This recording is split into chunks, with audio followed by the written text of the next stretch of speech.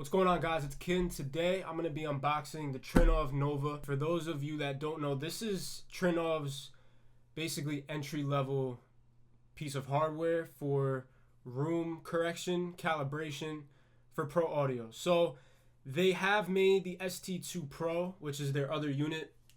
I believe it's discontinued now, but that was basically on a larger scale. There are some differences, but one thing that I have confirmed is that the Nova and the ST2 Pro have the same sound. So that is one thing to keep in mind. And this is more entry-level friendly because of reasons that we can get into later on in the video. But they also have the D-Mon, which is a whole other beast. I mean, that thing is just basically way more channels. It's on a bigger scale. So without further ado, let's open this, grab a drink, enjoy. This is actually my first time tasting this Red Bull.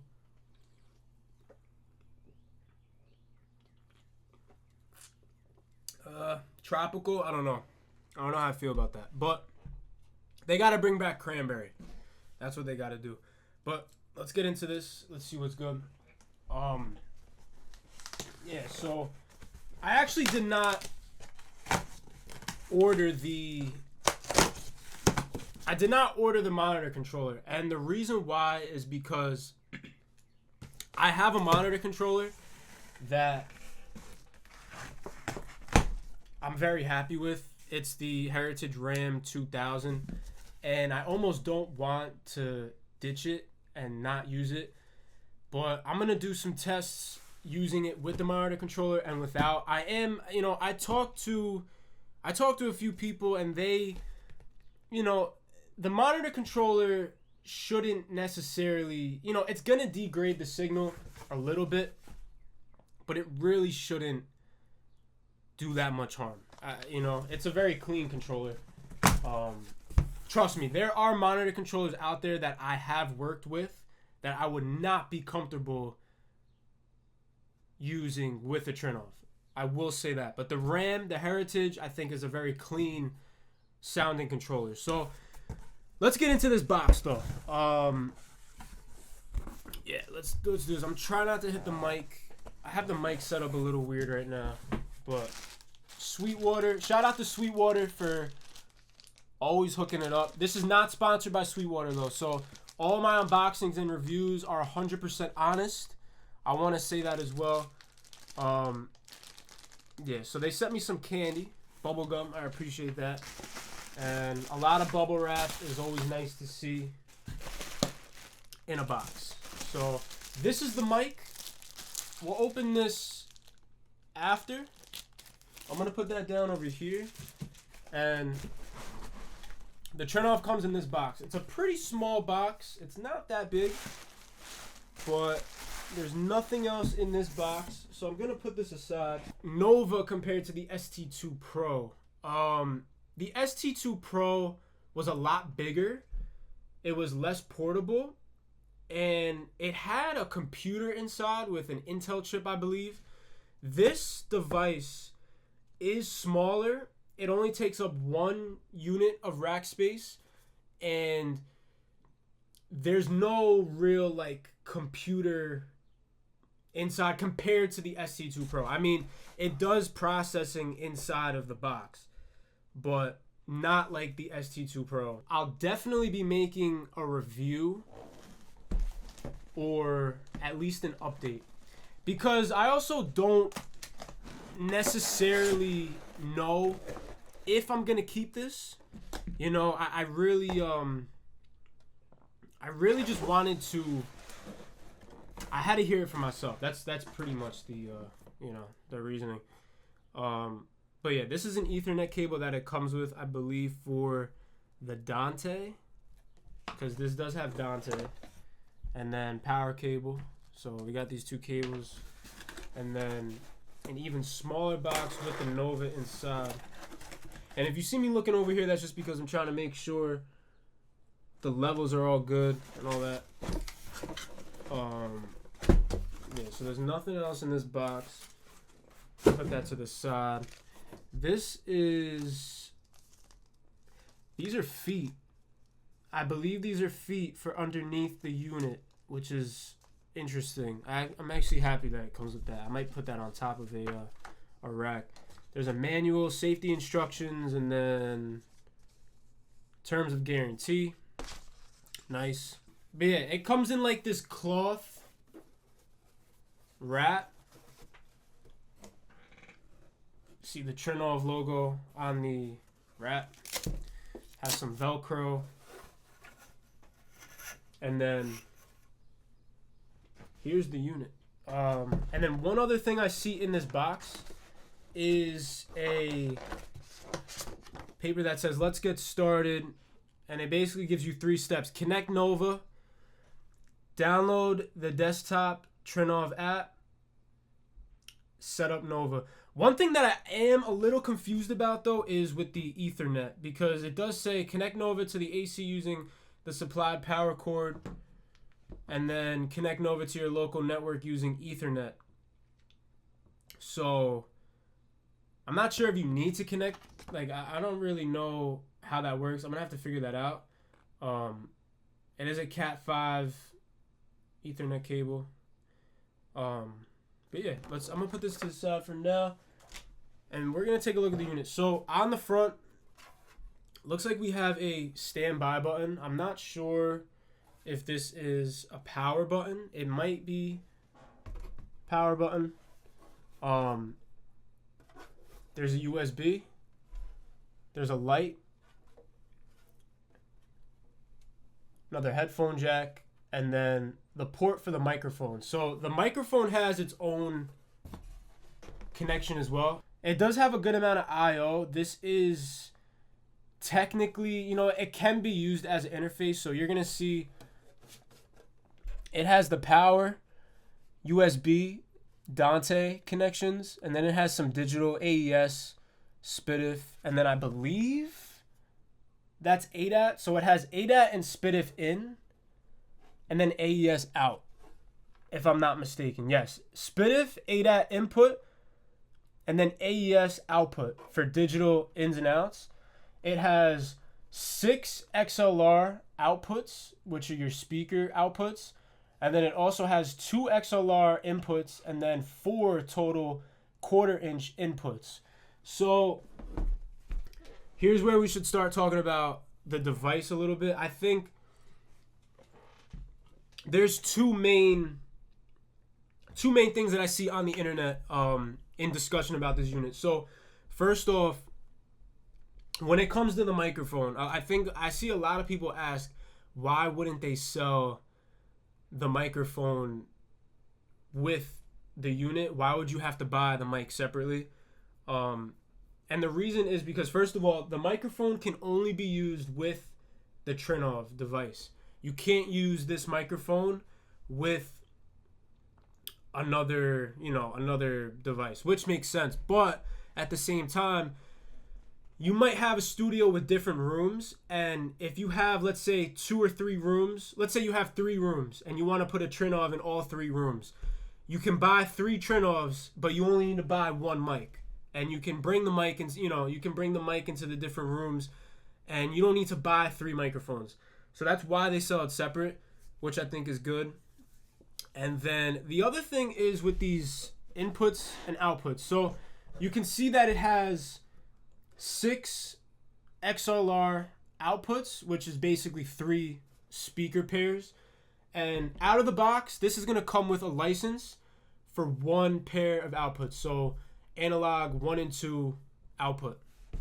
So one thing to keep in note is that if you only have the 1 license, you can only calibrate XLR output 1 and 2. So that's 1 pair of speakers. But if you do have other speakers, you can technically plug them into the other outputs. You just won't be able to hear the calibration for those speakers. You would have to buy the additional license, which I believe is $1,000 USD, which I see people talk about that and complain.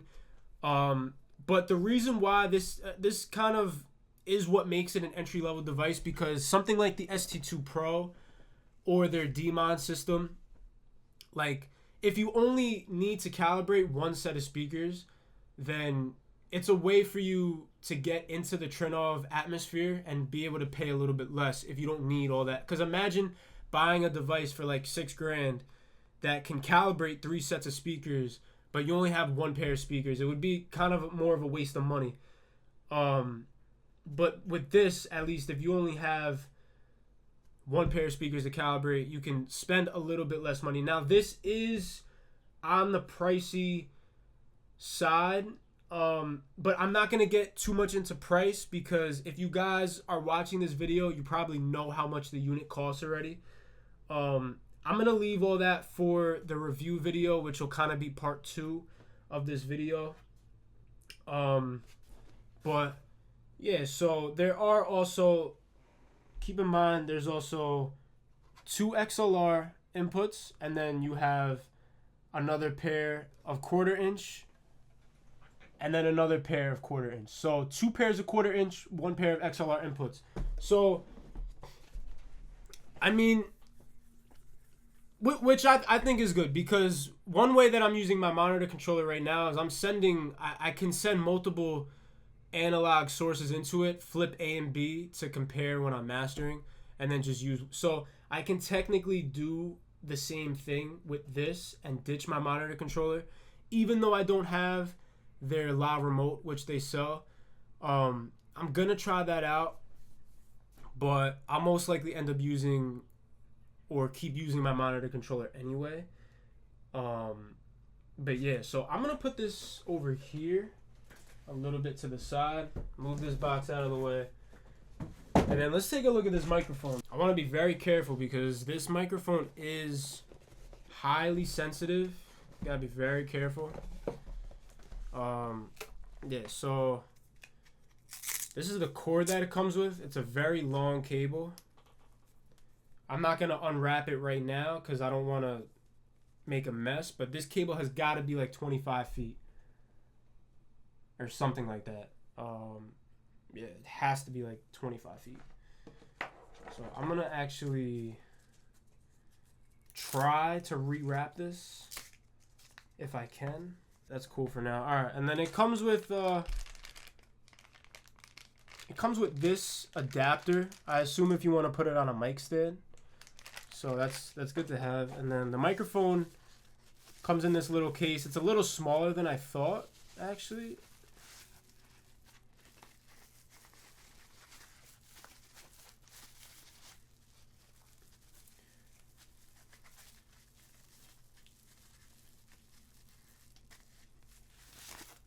Yeah, so here's the microphone. It's a little smaller than I thought. But here it is. I'm going to be very careful taking this off. Alright, so you can see that there's like four not prongs, but like metal pieces. And you could tell the front of the microphone is where the logo is, and then the light. So when you're calibrating the front of the room, you would have to line it up perfectly straight. Yeah, I'm going to put this back on because I do need to be very careful. I don't want to scratch anything up. But yeah, that's pretty much it. There's nothing really... Oh, and then, I mean, yeah, that piece would go in the bottom, or on the bottom of the mic. You just screw it in like that, and then this would go on a mic stand of your choice. One thing I will say is it's probably better to put it on a sturdy mic stand rather than a boom arm, because boom arms can move. Yeah, so that's pretty much it. All it really comes inside is the mic, the cable. And keep in mind, this is not an XLR cable. It's some sort of Ethernet. So it's like their own type of connection. It's not an XLR cable, even though it looks like one. And yeah, that's pretty much it for the mic. There's not much else to it.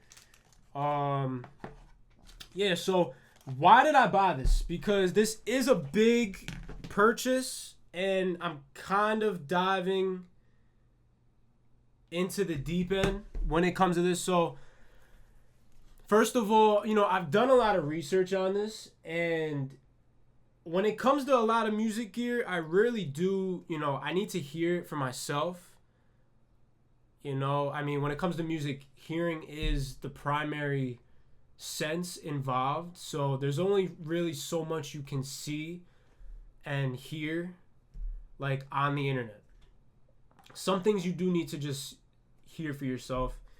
So I really wanted to just see, like, what difference does this make in certain rooms, and what can it do for my situation? Because if it does a good enough job for my situation, then I think it's worth the money.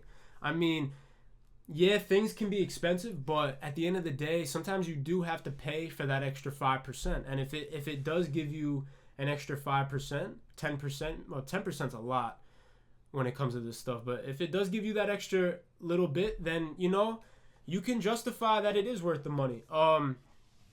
Now I will say, this is not a replacement for acoustics. You definitely need to treat your room. You need to do some sort of treatment.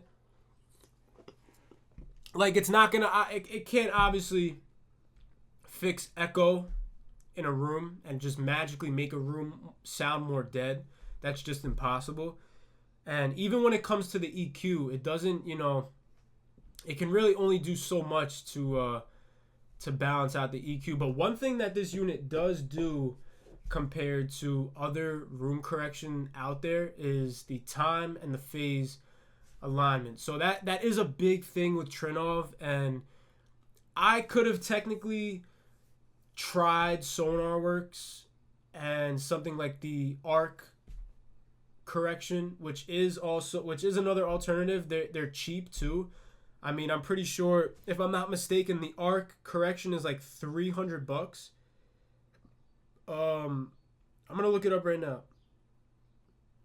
I don't have the information. Yeah, it's $300. IK Multimedia Arc Studio, it's $300. So, I could have technically tried that out first, and I want to make it clear that I've never tried any room correction before. This is really the only time I've tried any sort of room correction. So it is, it is a big jump, but I genuinely believe that, it will do something, but I do have to see if it is worth keeping, because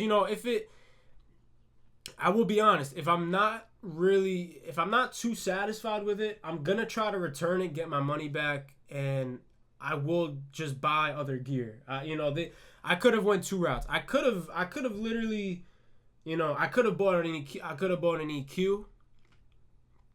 I could have bought a compressor, but I bought a $4,500 piece of gear that does room correction, which, technically I could have also taken that money and just spent $4,000 treating my room. Now, the good thing about the Nova is that it is portable, and it does help for rooms and situations where you can't necessarily go crazy with soundproofing and room correction.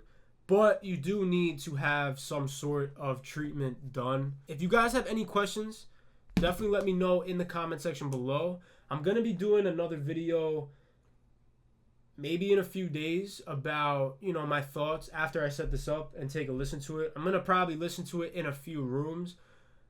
Probably at least 2 rooms. I'm going to do a calibration and then flip it on and off. Oh, one more thing that I should mention, is, which a lot of people don't know, is, and I don't know if they fixed this, but apparently the latency going through the correction is high, so you wouldn't really be able to use this for tracking. So like if you're tracking through this and you're monitoring while you're tracking, you would need to most likely disable or completely hardware bypass the unit, and then there would be no latency. I'm pretty sure they were working on a fix or a solution to lower the latency with the correction on. But I'll be honest, I don't know if they've done it yet, and I don't even know if it's really worth it for them to do it, because I don't even know. Well, I don't know if it's even really possible, to be honest. But if, worst comes to worst, I think, the best thing to do is just disable hardware bypass the unit while you're tracking. But that is something that is important too, especially if you're putting this in a studio putting this in a studio where you track and do that kind of stuff. But that's why it really is designed for mixing and mastering purposes. But that's pretty much it. I'm going to leave it off here. If you guys have any questions, make sure to like, subscribe. Check out the links in the description below. Stay tuned for the next video. I'll catch you guys later. Peace out.